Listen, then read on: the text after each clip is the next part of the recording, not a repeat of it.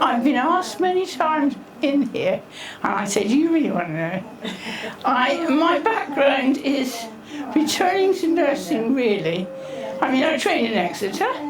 I studied ophthalmics in Exeter and did the ophthalmic diploma, and I was on a course, and they decided that I would be right for some sort of management role, as well as my nursing skills.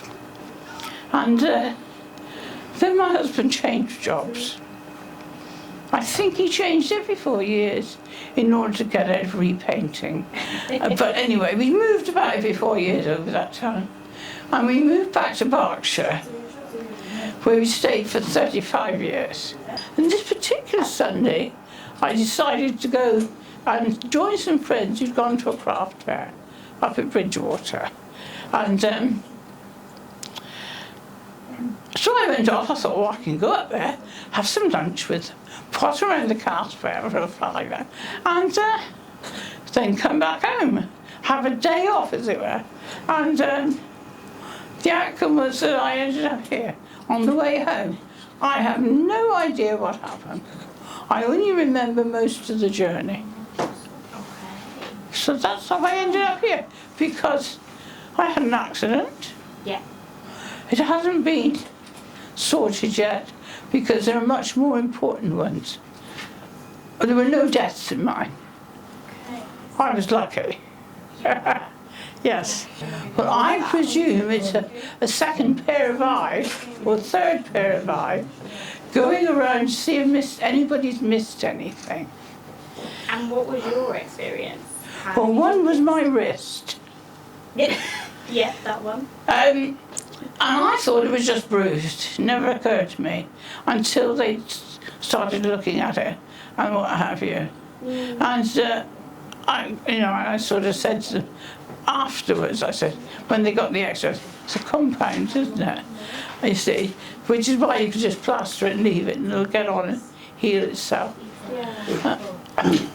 So that's, that was that one thing. The fact that somebody thought my fingers looked funny, and it turns out my ring finger was broken. Thank you for spotting a wrist. A wrist that might not have survived the journey, as it were, or may have let us all down at the last minute, because it hadn't fixed itself and it wasn't protected.